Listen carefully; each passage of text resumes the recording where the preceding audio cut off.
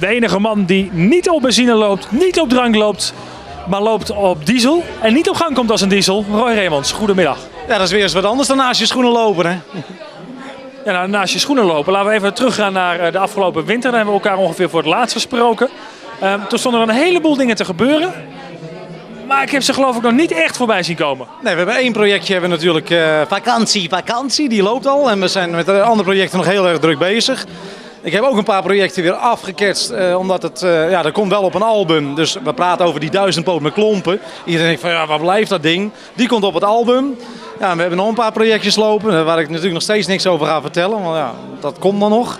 En ik heb van William, die hier achter de camera zit, ook een heel leuk projectje gehad. Dit jaar staat bol van de projecten. En eigenlijk gaat het allemaal in 2011, denk ik, dat het allemaal tezamen smelt en dat het dan moet gaan gebeuren. En gebeurt het niet, ja, vind ik het ook goed natuurlijk. Laten we even een project bij de kop pakken. Je hebt het ooit eens gehad dat je zei van ja, ik kan er nog niet meer over vertellen, maar een televisieprogramma waar Candid gaat doen. Ja, we zijn nog steeds met de Candid bezig. Het project is iets uit de hand gelopen. We hebben bijna 3 maanden pauze gehad.